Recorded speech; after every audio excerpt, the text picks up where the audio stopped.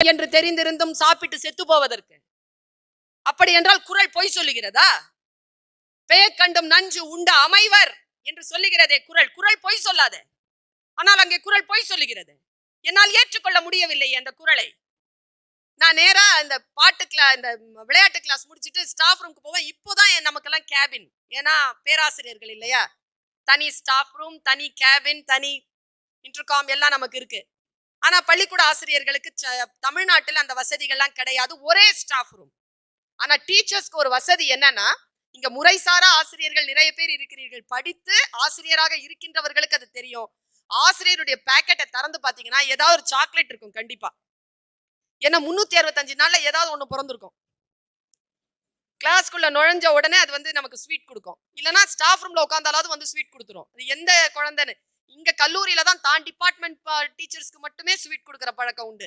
ஆனா ஸ்கூல் சில்ட்ரனுக்கு அதெல்லாம் தெரியாது. எல்லாருக்கும் கொடுப்பாங்க. தான் நான் சொன்னேனே, குழந்தைகள் எலிவேட்டை அறியாத பூனை குட்டிகள்னு அவங்க கொடுத்துட்டு போவாங்க.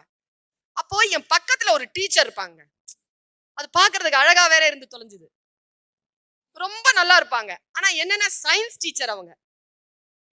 அது ஆர்ட்ஸ் டீச்சருக்கும் சயின்ஸ் டீச்சருக்கும் ஒரு வித்தியாசம் இருக்கு. அது என்னதான் இருக்குமோ சயின்ஸ் டீச்சர் கிட்ட அவ்வளவு கலகலப்பா பேச மாட்டாங்க. சயின்ஸ் இல்ல அப்படி நிப்பாங்க அவங்க. அதுல காமர்ஸ் பக்கத்துலயே வர மாட்டாங்க. ஏன்னா ஒன்லி 11th and 12th அவங்க ஹையர் செகண்டரி. எங்களோட எல்லாம் பேசவே மாட்டாங்க. அப்ப நான் பிஹெச்டி முடிச்சிருக்கிறேன். அது வேற விஷயம். நான் யூஜிசி கிளியர் பண்ணியிருக்கேன், பிஹெச்டி முடிச்சிருக்கேன். I am eligible to be a professor in any university under this Indian government. அந்த தகுதி எனக்கு இருக்கு. ஆனா நாங்க பிடி டீச்சரா தானே போயிருக்கேன். ஸ்டூல் தாங்க எனக்கு கொடுத்துருப்பாங்க. அந்த ஸ்டூல்ல நான் உட்காந்துட்டு இருந்தேன். குழந்தைகள் உள்ள வரும். ஹாப்பி பர்த்டே மிஸ் சாக்லேட் கொண்டு வரும். லைனா கொடுக்கும் சாக்லேட். அப்ப என் பக்கத்துல உட்கார்ந்து இருக்கிற அந்த அழகான சயின்ஸ் டீச்சர் சாக்லேட் வாங்க மாட்டாங்க. அப்படிம்பாங்க பாருங்க. திகில்னு இருக்கும் எனக்கு. குழந்தைகிட்ட எப்படி இப்படி பேசுறாங்கன்னு அப்படிம்பாங்களா. அந்த குழந்தை மிரண்டு அப்படி போவோம். நான் யோசிச்சேன், இந்த அம்மா ஏன் சாக்லேட் எடுக்க மாட்டேன்? அதுக்குதான் வேணாம்ல, பக்கத்துல நான் இருக்கேன்ல, எடுத்து எனக்காவது கொடுக்கலாம்ல, ஏன் இது இந்த மாதிரி செய்யுதுன்னு யோசிச்சுட்டே இருந்தேன். யூகேஜி கிளாஸ் மஞ்சுளான்னு ஒரு பொண்ணு என் கிளாஸ்ல. நான் வந்தாலே பக்கத்துல வந்து நின்னுடுவா. நான் தொட்டா அவளுக்கு பிடிக்கும். கிட்ட வந்து நிப்பா. அவகிட்ட கேட்டேன், மஞ்சுளா உனக்கு எப்படா பிறந்த நாள்? அவ சொன்னா, எனக்கு இன்னும் 3 days இருக்கு மிஸ். உனக்கு என்னடா வேணும்? கிஃப்ட் தருவீங்களா மிஸ் அப்படின்னு. கண்டிப்பா தரேன். என்ன பார்பி டால் மிஸ்? நான் பார்பி டால் உனக்கு தரேன். ஆனா நான் சொல்ற ஒரு வேலையை நீ செய்யணும். என்ன மிஸ்? ஸ்டாஃப் ரூம்ல என் பக்கத்துல ஒரு டீச்சர் உட்கார்ந்துருப்பாங்க. அவங்களுக்கு நீ சாக்லேட் கொடுத்துடணும். சாக்லேட் கொடுத்துட்டேன்னா உனக்கு கிஃப்ட். Okay miss அப்படின்னுச்சு. 3 நாளுக்கு அப்புறமா மஞ்சுளா வந்ததுங்க. மஞ்சள் ட்ரெஸ்ல தேவதை மாதிரி வந்து நின்னா. நேரா சாக்லேட் கொடுத்தா. ஸ்டாஃப் ரூமுக்கு வந்து கொடுன்னு. கிஃப்ட் மிஸ் வச்சிருக்கேன்னு. நேரா வேகமா நான் மேல போயிட்டேன். குழந்தை வராங்க. என்ன பார்த்தா, நான் கீழே பார்த்துட்டே இருந்தேன். மறுபடியும் என்னையே பார்த்து நிக்கிறா. நான் பக்கத்துல டீச்சரை இப்படி கையை காட்டி விட்டேன். கண்ணாலேயே காட்டி விட்டேன். நேரா அவகிட்ட போய் மிஸ் ஹாப்பி பர்த்டே மிஸ்னா பாருங்க. அந்த அம்மா கோவம் வந்துருச்சுங்க. அப்படின்னுச்சு. அது என்ன பார்த்துதான் நான் நேரா பார்பி டால் எடுத்து பார்த்தேன். அவ மிரட்சியில அந்த பார்பி டால் அவளுக்கு வேணும். இந்த அம்மா சாக்லேட் வாங்க மாட்டேங்குது. மிஸ் ஹாப்பி பர்த்டே மிஸ் போ சொன்னல. மறுபடியும் என்ன பாக்குறா? நான் பார்பி டால பார்த்துட்டு இருக்கேன். நீ எப்படியாவது கொடுத்துட்டு பாப்போம். அவ கொஞ்சம் குழந்தைகளை பகச்சிக்க கூடாதுங்க. பெரியவங்களாவது மான மரியாதை பார்ப்போம். குழந்தைங்க அதற்கெல்லாம் தெரியாது. அதுக்கு ஓர்மை வந்துருச்சு, முடிஞ்சு போச்சு கதை. அப்படி அது கண்ணீர் போகுதுங்க. கண்கள் எல்லாம் விரிந்த நிலையில் அந்த மஞ்சுளா சொல்கிறாள், மிஸ் ஹாப்பி பர்த்டே மிஸ் அப்படிங்கிறா. தெரியும் போ. நான் சாக்லேட் எடுத்துக்கோங்க மிஸ். வேண்டாம் போ. என்ன பாக்குறா? நான் அவளை பார்க்கவே இல்லை. நான் பார்பி டால தான் பார்த்துட்டு இருக்கேன். நீ கொடுத்தனா உனக்கு பார்பி டால், கொடுக்கலன்னா உனக்கு கிடையாது. நீ கொடுத்துட்டு பாப்போம். அவ கோவம் வந்துருச்சுங்க அவளுக்கு. பார்பி டால் கிடைக்காதுங்கிற நிலைமைக்கு வந்துட்டா அவ. கடைசியா பார்பி டால் கிடைக்கலனாலும் பரவாயில்ல, இந்த அம்மா ஏன் வாங்க மாட்டேங்குதுன்னு கேட்டுறணும்னு முடிவு பண்ணிருச்சுங்க. அது கடைசியா ஒரு கேள்வி கேட்டாங்க. அவ எடுத்துக்கோங்க மிஸ். வேண்டாங்கிறல்ல. குழந்தை திருப்பி கேட்டுச்சுங்க. யூகேஜி என்னங்க வயசு இருக்கும்? 4 வயசுங்க. 4 5 வயசு. ஏன் அப்படின்னுச்சுங்க. சாக்லேட் எடுத்துக்கோன்னு நான் சொல்றேன், நீ வேண்டாங்கிற. ஏன்? சொன்ன உடனே அந்த ஏன்ற கேள்வி அந்த டீச்சரை ரொம்ப உலுக்கிடுச்சு பாருங்க. ஏன்னா எழுந்திரிச்சிட்டாங்க அந்த அம்மா. ஏன்னா எனக்கு சுகர். அந்த அம்மா சொன்ன பதில் அதுக்கு திருப்பி அடிச்சா பாருங்க மஞ்சுளா, இதுவும் சுகர் தான் மிஸ், எடுத்துக்கோங்க மிஸ்னா.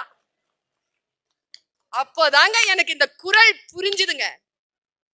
பாருங்க, சுகர் இருக்கிறவங்களுக்கு சுகர் நஞ்சு, தோல் வியாதி இருக்கிறவங்களுக்கு கத்தரிக்காய் நஞ்சு. கொஞ்சம் நினைச்சு பாருங்களேன், நோய் இருக்கின்றவர்களுக்கு சில உணவுப் பொருள்களே நஞ்சு. ஆனால் சபையில் நாகரிகம் கருதி உன் நோயை கவனிக்காமல் உன் நோய்க்கு எதிராக இருக்கக்கூடிய நஞ்சாக இருந்தாலும் நீ சாப்பிட்டு விட, அதுதான் உன்னுடைய நாகரிகம் என்று சொல்லிக் கொடுக்கின்ற அந்த குரல், சர்க்கரை வியாதிக்காரனாக நீ இருந்தாலும் குழந்தை சர்க்கரை துண்டை நீட்டுகின்ற பொழுது அந்த குழந்தையின் மனம் வாடிவிடக் கூடாது என்பதற்காக யார் ஒருவர் எடுத்து வாயில் போட்டுகிறார்களோ அவர்கள் நயத்தக்க நாகரிகம் கொண்டவர்கள் என்று இந்த குரல் எனக்கு விளக்கம் சொன்னது. பெயக்கண்டும் நஞ்சு உண்டு அமைவர் நயத்தக்க நாகரிகம் வேண்டுபவர். வாழ்க்கையில் நமக்காக வழி எது என்று தெரியாமல் நாம் தத்தளிக்கின்ற பொழுது நமக்கு வழி சொல்லி தருகின்றன இலக்கியங்கள், நமக்கு வழி சொல்லி நிற்கின்றன கதைகள். நான் ஆசிரியர்களுக்கு சொல்லுகிறேன், சில கதைகளை அவர்களுக்கு சொல்லுங்கள். உங்களுக்கு தெரியுமா, நம்முடைய நாட்டில் கதைகளுக்கு பஞ்சமே இல்லைங்க. ஆனால் படிக்கக்கூடிய வாய்ப்பு பெறுகின்ற பெற்றோர்கள் தான் குழந்தைகளிடம் பேசுகிறார்கள். எந்த பெற்றோர் எந்த ஆசிரியர் குழந்தைகளிடத்தில் பேசிக்கொண்டே இருக்கிறார்களோ அந்த குழந்தைகள் மிகப்பெரிய ஆளுமை சக்தியாக உலா வருகிறார்கள் என்பதனை மட்டும் மனதிலே இருத்தி வைத்துக் கொள்ளுங்கள்.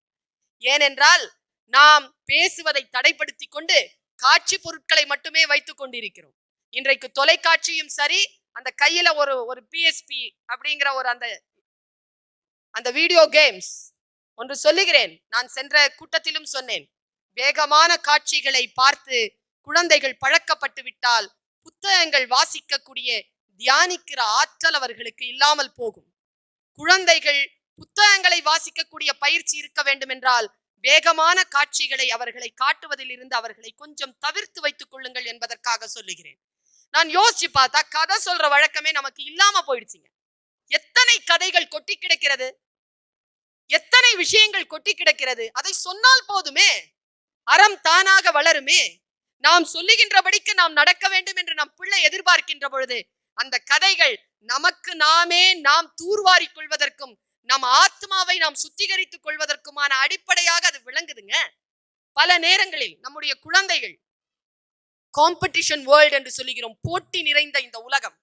இந்த போட்டி நிறைந்த இந்த உலகத்துல குழந்தைகள் ஏன் என்று கேட்கின்ற பொழுது பதில் சொல்லுங்கள். இன்னைக்கு குழந்தைகள் என்ன கேட்கிறாங்க தெரியுமா? பணம், காசு, டப்பு, மணி, காசு. காசுக்கு பின்னால் ஓடிக்கொண்டிருக்கிறது உலகம். குழந்தைகள் காசை பற்றி பேசுகின்ற பொழுது காசு தவறான விஷயம் என்று நீங்கள் பயப்பட்டு விடாதீர்கள். உட்கார வைத்து அந்த குழந்தைகளிடத்தில் வெளிச்சமாக பேசக்கூடிய மனப்பாங்கை வளர்த்துக் கொள்ள வேண்டும் என்றால் சில பல விஷயங்கள் நமக்கு தெரிய வேண்டும். சில பல விஷயங்கள் நமக்கு தெரியாத பொழுது நாம் எப்படிங்க குழந்தைகளுக்கு சொல்லித்தர முடியும்? முதல்ல நமக்குள்ள தெளிவு இருந்தால் தானே. தமிழ் என்பது நமக்குள் தெளிவை தருகிறது. அந்த தெளிவோடு நாம் இயங்க வேண்டும் என்பதற்காக சொல்லுகிறேன். நான் 2005ஆம் ஆண்டு இந்த சீனர்களை பார்த்து நான் ரொம்ப வியக்கிறேங்க. கொஞ்சம் நினைச்சு பாருங்களேன், சீன மொழி பேசக்கூடிய தமிழர்கள் இருக்கிறார்கள்.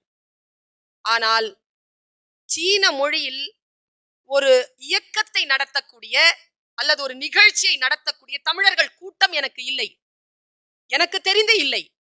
தமிழர்களை பற்றி தமிழ் நிகழ்ச்சிகளை நடத்துகின்ற சீன கூட்டத்தை இன்றைக்கு நாம் பார்த்தோம். கற்றுக்கொள்வது தாங்க வாழ்க்கையில மிகச்சிறந்த வித்தை. யாரிடமிருந்தும் நாம் கற்றுக்கொள்ளலாம். நபிகள் நாயகம் ஸல்லல்லாஹு அலைஹி வஸல்லம் அவர்களிடத்தில் ஒருவன் வந்து கேட்கிறான், என்னை விடுதலை செய்யுங்கள்.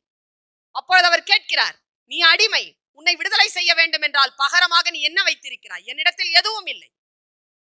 நான் போர்த்தி கொண்டிருக்கக்கூடிய இந்த ஆடை கூட எனக்கு சொந்தமானது இல்லை, நீங்கள் தந்ததுதான். என்னிடத்தில் எதுவும் இல்லை, ஆனால் எனக்கு விடுதலை வேண்டும். நபிகள் நாயகம் சொன்னது என்ன தெரியுமா? சரி, நீ உன்னுடைய தாய்மொழியிலோ அல்லது உன்னுடைய நாட்டிலோ நீ எதையேனும் கற்றுக்கொண்டிருக்கிறாயா? அந்த கற்ற கல்வியை எங்கள் அசாபிமார்களுக்கு சொல்லி தந்து விட்டு அதற்கு பகரமாக நீ விடுதலையை பெற்றுக்கொள் என்று சொன்னார்.